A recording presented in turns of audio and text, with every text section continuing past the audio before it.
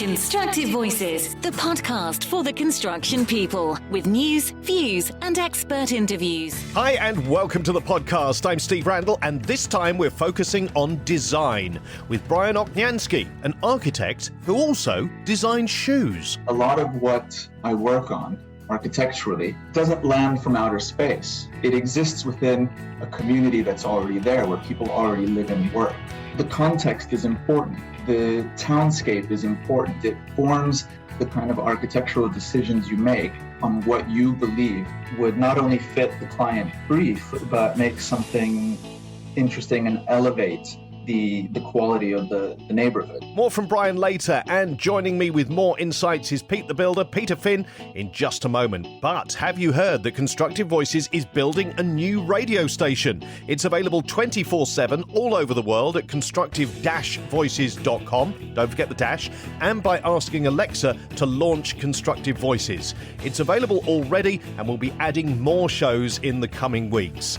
With Constructive Voices Radio, the conversation is building. Constructive Voices media partner in Ireland and the United Kingdom is Construction Industry News. Since 2002, Construction Industry News has been focused on the very latest projects and developments within the UK and Ireland. So, Pete, how's things with you today? Steve, my man, good to talk to you again. Things are going good. Busy as always, but things are going in the right direction. Brilliant. That's good to hear. Now, I have a bit of a trivia question for you, or I suppose it's a riddle in a way. What do Chinese construction and shoes have in common? What a very interesting question. And if I was on Who Wants to Be a Millionaire and that was the final question, I would actually be delighted because I know the answer. That's not fair. That's not fair. The answer is our guest today, because we've got a really, really interesting guy coming on today, Bryan from Dialogue. He's an architect that's got a huge body of experience, a very well-learned man and very well-travelled man, has had the opportunity to work on many different continents and to experience many different cultures. And he also has had the opportunity to not only design buildings very successfully, but he has also designed shoes or footwear very successfully. And it's a really interesting story as to how that actually came together. I'm really looking forward to hearing it from the man himself and finding out more about it. It's certainly something that's unusual. So as always, Steve, we always come up with very interesting topics on constructive voices, and this is certainly one of them. Well, yeah, it's interesting because you wouldn't naturally put those two things together. But actually, when you think about it, they're both structures.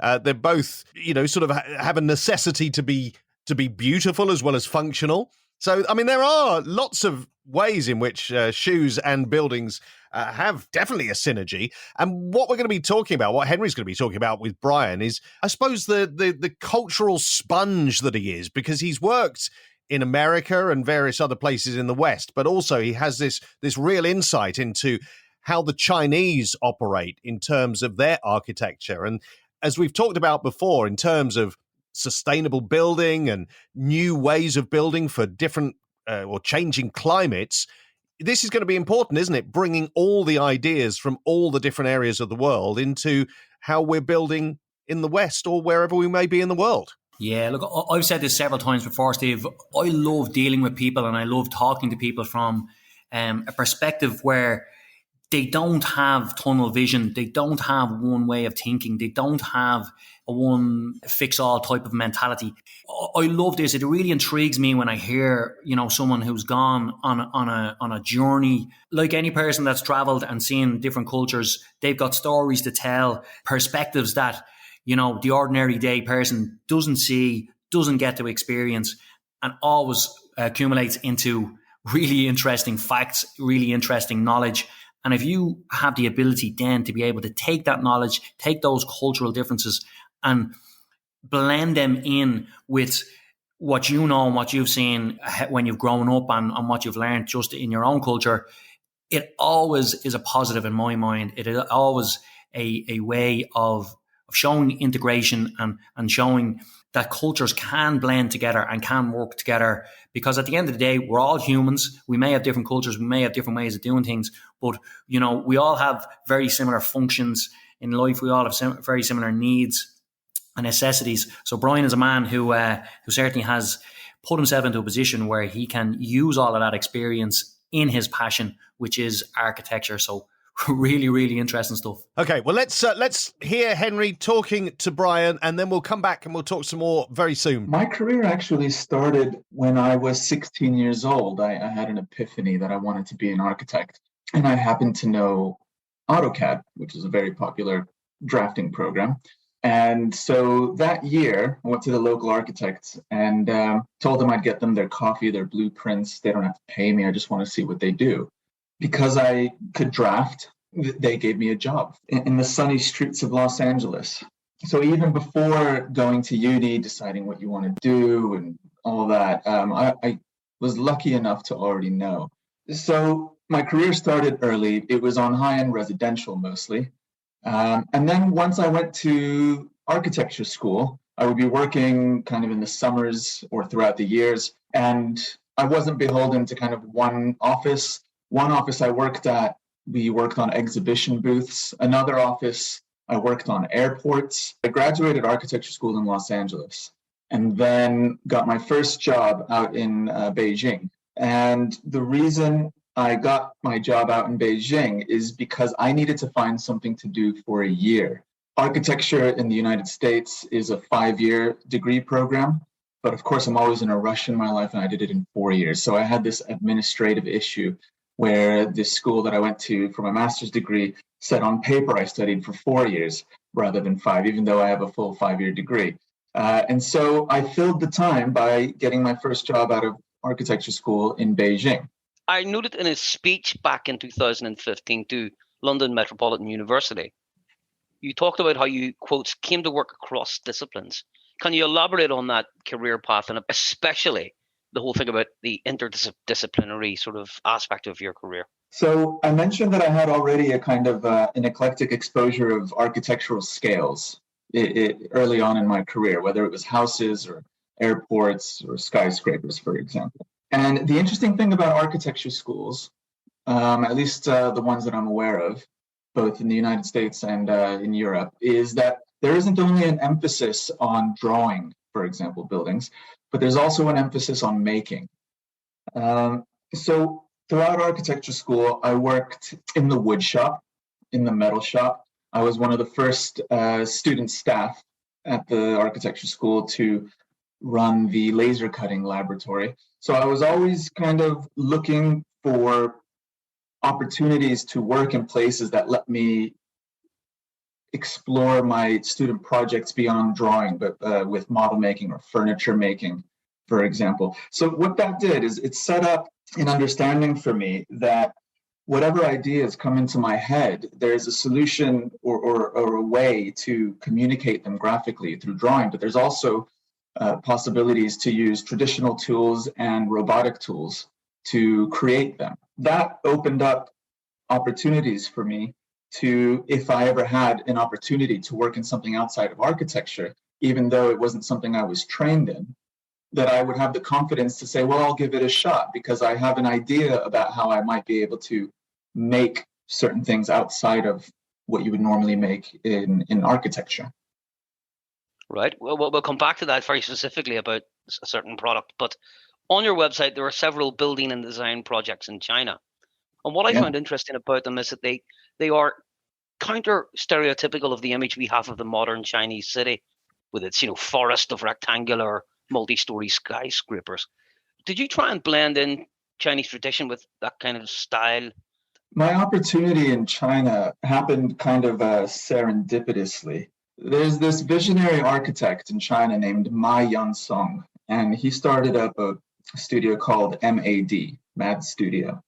I didn't mention this earlier, but architecture schools love to take students out to the world for a summer studio, for example.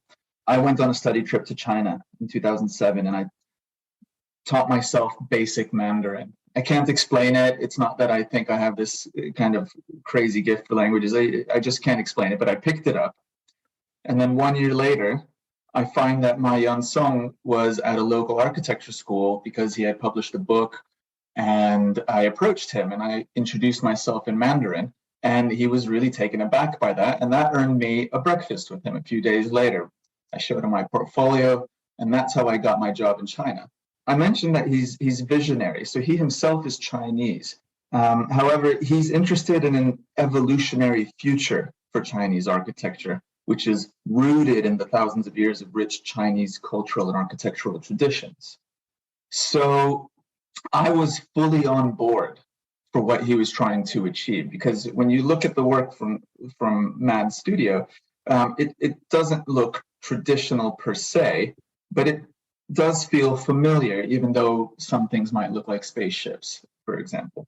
There's a lot of history to draw on, a lot of tradition, a lot of culture, a lot of precedents, and all of that folds in to opportunities for innovating on what the Chinese built environment could look like. There's the same interest in space, light, well-being in a building as they are in crash development, how we stereotypically associate buildings with Chinese cities? Well, I'll begin by asking you if, first of all, you've heard of something called Feng Shui. Oh, yes, of course. So Feng means wind and Shui means water. That's really what Feng Shui means. It's two words put together. And it is a set of guiding principles that will help you position or locate a town. It will guide you in orientation of a house. It'll even help you in locating a mirror within the house. So the Chinese culture has a long tradition of finding the best kind of relationship of location between mountains, bodies of water, and that perseveres to this day. So they're very much interested in the well-being, in the built environment, with how it looks, how spacious it is, with light and space. One notable aspect of your design in China and elsewhere is also the view, and particularly a vista on the green spaces. How important is that for you and also the people you're working with or working for in China and elsewhere? So landscape or views to it, vistas to it, it's valued by the Chinese people. It's also valued by myself, yourself, and that's more about biophilia, which is incorporating nature into the built environment. You think of the stories of factory towns in the Industrial Revolution and how poor the quality of life was. It's essential, it's understood these days that open spaces are important to a better quality of life. So it's important to the Chinese, it's important to you and me, and it transcends a specific group of people or culture. And how do you feel about the description that some of your designs are traditionalist minimalism, kind of a combination between the two? Is that a fair description or is that too generalized? No, I think that's an interesting analysis, traditional minimalist. I like to think I'm progressive, which doesn't automatically mean that you remove something traditional from an equation.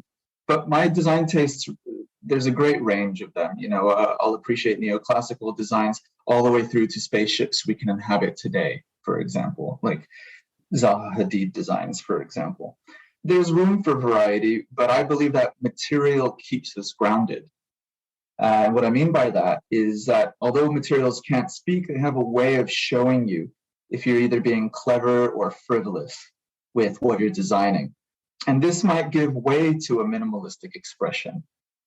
So that talks to the kind of minimalist portion of the traditional minimalist tag you brought up. I mentioned that there's room for variety, and a lot of what I work on architecturally, it doesn't land from outer space. It exists within a community that's already there, where people already live and work. And so the context is important. The townscape is important. It forms the kind of architectural decisions you make on what you believe would not only fit the client brief, but make something interesting and elevate the quality of the neighborhood because of it. You design apartments, houses, hotels, buildings in general, but also shoes. Is there a connection? And can you learn something? Can we learn something even from your design of a building when drawing up plans for a product like a shoe and vice versa? Well, for your listeners who don't know yet, yes, I studied architecture. I work in the architecture industry, but I took some time out a few years ago to start my own shoe brand. It always makes for an interesting story because it doesn't instantly sound like there's a connection. However, I went to 2 architecture schools, one for my bachelor's degree and one for my master's degree. And at the end of both of those 2 programs, I miraculously had 2 opportunities to design footwear. And it all came about kind of serendipitously. But the first opportunity was in my undergrad architecture school, in my final year, where there was this open call for entries to design women's sandals. And the company that hosted that design competition was actually started by a famous architect in the 70s or 80s, thereabouts. And so in a way, I got into shoes through a dead architect. There's a more substantial connection between architecture and shoes. So I moved to London in 2009 and lived there ever since. And if you want to do something in fashion, London's a great place to be. And if you want to do something very innovative in fashion, London is especially the place to be, because there are people that are very excited about what you're doing and they want to help you. And that was really a kind of, people want to say that maybe London might be a cold place if you're an outsider, but really there is a warmth in the fashion industry in London. And what I noticed is that there are many fashion designers in London who design garments, but very, very few who design shoes. It made me wonder, do people perceive that there's a risk with designing shoes as opposed to designing garments? Let's simplify it into kind of 2 important things about shoes. There is a design of footwear, but there's also the life safety aspect. Now think of the responsibilities of an architect. So we design what our communities look like, what buildings look like, but we're also responsible for the life safety of people who use the buildings and who live around the buildings. And so I think this heritage of design and life safety that gives confidence to an architect to take on an opportunity to design a smaller structure, but still an important structure that has to hold the weight of humans as they're being active. I never actually was trained in designing footwear. I didn't have kind of the time or the money to enroll in a program or workshop.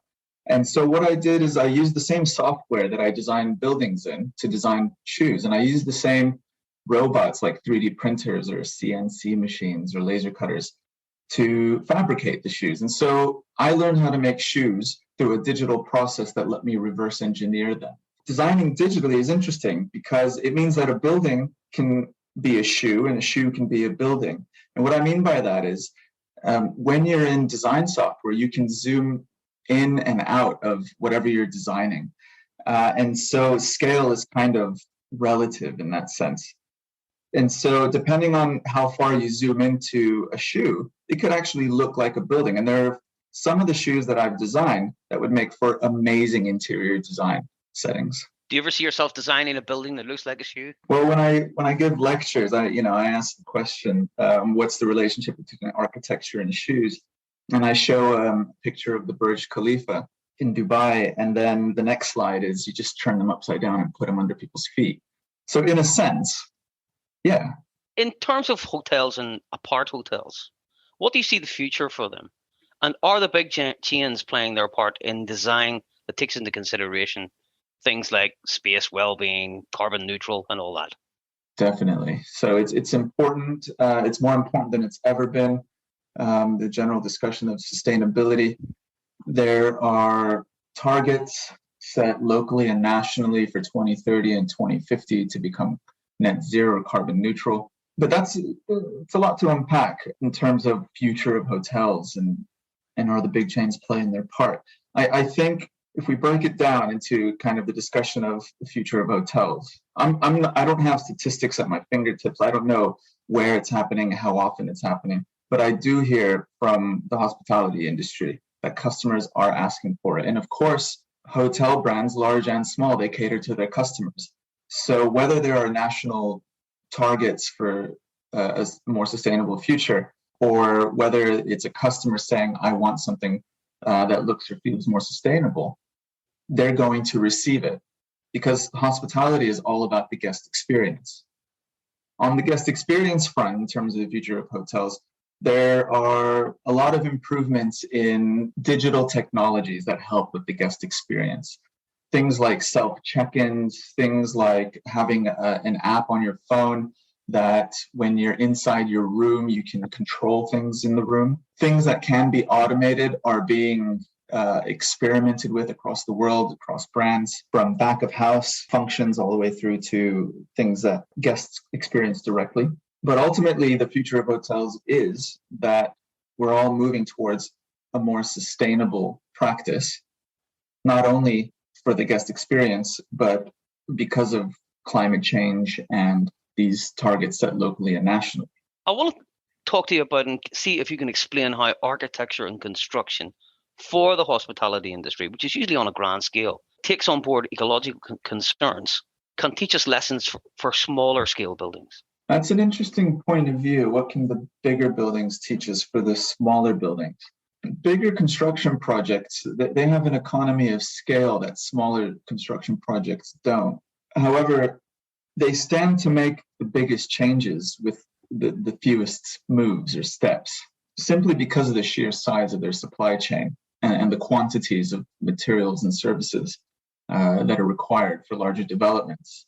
I tend to see it a different way, that are there things that big construction projects can learn from small construction projects? And that's because any complex problem, it might be beneficial to zoom in on one aspect of it to understand it more clearly, and then to get to grips with a few of these individual aspects of a complex problem to then approach the overall complex problem. So think of smaller construction buildings, if you will, as kind of workshops for various individual aspects of larger construction projects. That's not to say there's a one-to-one relationship. However, there's a lot of concrete and steel in big projects, whereas smaller projects, you're looking more at masonry and timber.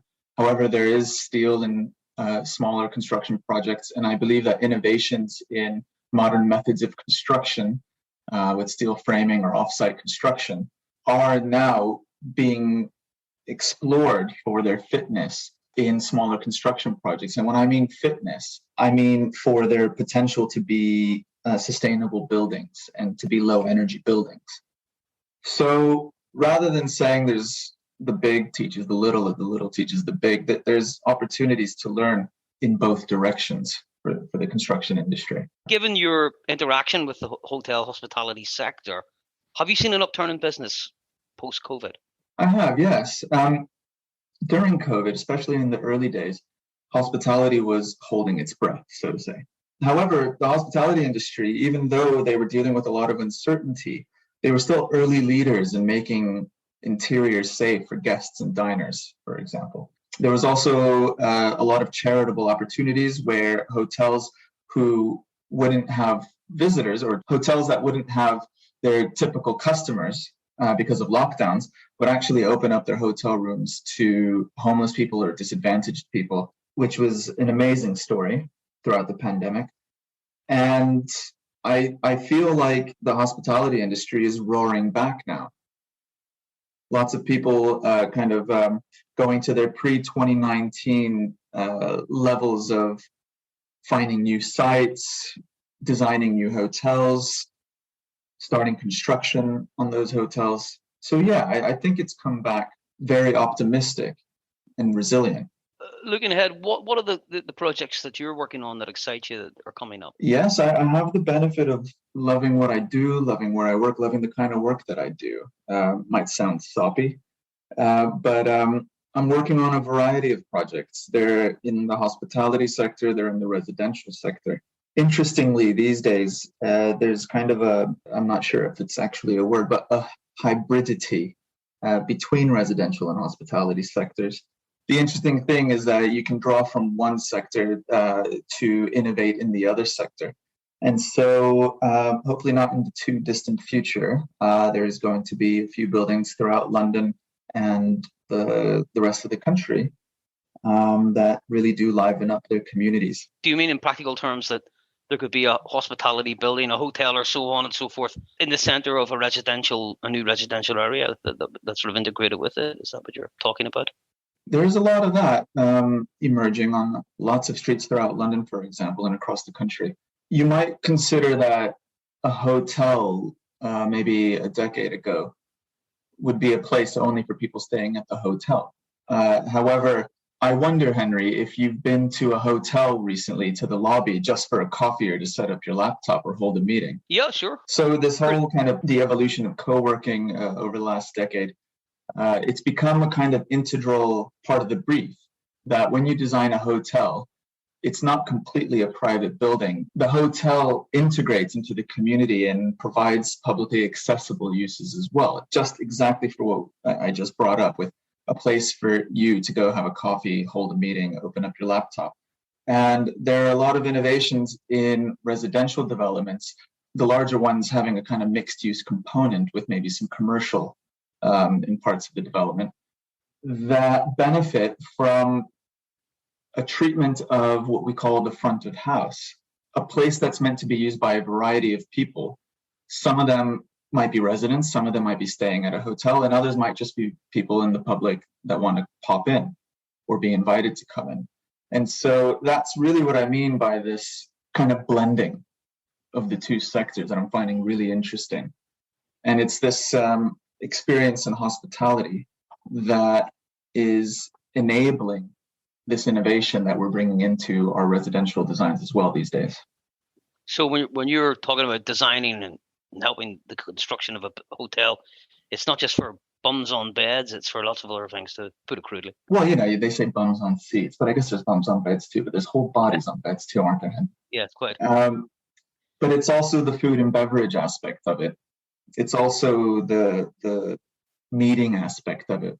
More and more hotel brands are kind of expanding what they would consider to be part and parcel of a cohesive offering. It's not just the hotel rooms, it's not just potentially a spa, but it's also a place for co-working or a place to hold meetings. And not the large ones like conferences. I mean, conferences and hotels have had a relationship for a very long time, but more on the small groups scale. You've worked all over the world. What would you say is your overall philosophy of design? Oh gosh, that's a tough one, Henry. Any building you design is of a time and a place. Any action that you take in this world is of a time and place. And so on some kind of fundamental level, I'm less interested in plonking a building from outer space anywhere in the world, whether it's London or the US or in China, and more interested in understanding the area, the context where architecture takes place. That kind of looseness or generalization and that kind of broad framework, it enables an application onto any type of development, any sector, whether it's private or public, whether it's large or small, whether it's residential or hospitality or office or commercial. So ultimately, it's not a one-size-fits-all philosophy. We did mention throughout this talk about sustainability, and I mentioned whether it's going to come from kind of government mandated targets or if it's going to come from customers, what's going to drive construction and brands to be more sustainable. And my kind of clarion call is that we have the tools these days, both kind of analog and digital, to design buildings that are beautiful, but also don't cost the earth. We've had the tools and the know-how for thousands of years on how to design sustainable buildings. What I'm seeing is a kind of return to a more considered approach of, before you get too far ahead of a design, that you just kind of take a step back and try to appreciate the climate factors. What's the orientation? Where is south? Where do we put windows? And the brilliant thing about that is it allows you to design whatever you want. It just means that fundamentally you're working with the climate rather than against it. And so I'm looking forward to a future where more architects, developers, contractors are wondering whether or not the sustainable credentials on a fundamental level have been properly assessed for whichever development they're working on. So I'm very optimistic. This is Constructive Voices. So there you go, Pete. Very, very interesting guest again this time, as always. And as we said right at the beginning, Bryan's experience across various cultures and combining different design ideas into what he's doing. Just a fascinating guest, as always. I don't know how we keep doing this in Constructive Voices, but what an amazing guest, and what a brilliant piece of journalism there by Henry as well. Like the questions that he asked, and the information that he got there, just top class. You know, so many interesting things out of that conversation there. You know, right from hearing about how Bryan got into architecture in the first place, then the journey that he took, you know, having the foresight to learn Mandarin and then to, you know, approach what was an iconic architect at the time. And by having the foresight or having the presence of mind to put himself into that position, created opportunity for him. And he took that opportunity with two hands. I was really interested as well. The couple of questions that Henry asked there towards the end of the interview, really, really good stuff. We all know about how smaller construction projects, we always feel that sometimes maybe the larger construction projects give more information down to the smaller projects. But, you know, in this interview, we kind of heard that sometimes that can be the opposite way around as well.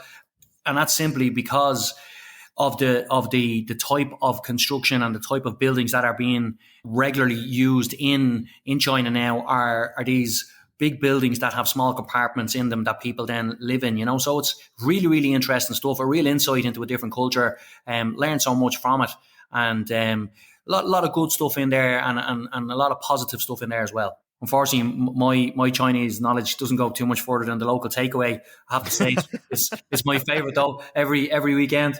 But you know, really to hear somebody who's you know got his feet on the ground in that culture, and the fact that we're actually not that different. We're all thinking along the same lines. Really great stuff. Yeah, I mean, the one question I have for you though, Pete, is obviously you've been in construction, you know, all your adult life. Has Bryan in any way influenced you to also look at designing and building shoes? Yeah, like that was so cool to hear. You know, when you listen to Bryan and you listen to how passionate he is about what he loves, which is architecture, but it's fairly clear to hear he's also very passionate about the systems and the programs that are available, and he's used them to their maximum. He obviously understands them very well, and he's very passionate about them and the abilities that they have. But what a clever man to use those programs to actually develop a footwear. And he obviously has a passion for fashion. That rhymes. I'm a poet and I didn't know, but it's such a cool thing and such an interesting thing. So yeah, the Pete the Builder work boot will be coming out soon, Steve. Don't you worry. I look forward to it. We're sticking with architecture for our next episode, which will be Joe Jack Williams. He's an associate researcher and passive house consultant. And he is going to be talking about sustainability in design and the social design agenda. He's one of the speakers at Footprint Plus in June on the south coast of the UK. You can find more information on their website, footprintplus.com. But yeah, looking forward to that as well, and talking more about sustainability and how that sort of starts off in the design process, and how we're moving things towards the low carbon and greener economy that we all need. Yeah, absolutely, Steve. Like, we get the opportunity to speak to these people on Constructive Voices. We get to upskill ourselves and upgrade our software and our knowledge in our heads for the battle that we have going ahead, but also for our businesses, which I always like to mention. Most of the people, if not every person that's listening to us, is in business, and therefore, you know, business is a big part of this. I always say this, that when you hear other people's perspectives and you get to listen to different people, you get to learn something from them that maybe you can use in your own business. And again, when it comes to the likes of Footprint Plus and those type of events, and also listening to people who are involved in those type of things, to get that information and to be able to bring that on board with what you're already doing, it's such a positive thing, and it's such an advantage for us in construction. So yeah, so many great things. Really looking forward to hearing our next guest next week, and looking forward to the great things that are coming across the summer as well. Absolutely. Okay, Pete, let you go and design those shoes, and talk to you next time. Cheers, Steve. Thank you very much, man. Bye-bye. And that's all for this episode of Constructive Voices. Please take a moment to share it with others who may find it interesting. Follow or subscribe to get the latest episodes automatically on your favourite podcast app, and rate and review the podcast if you can. You can also listen to the latest episode by saying, Alexa, play Constructive Voices podcast. Here's Constructive Voices. Here's the latest episode. And on our website, where there's lots more information too. That's constructive-voices.com. Don't forget the dash. Until next time, thanks for listening. You're really helping us build something.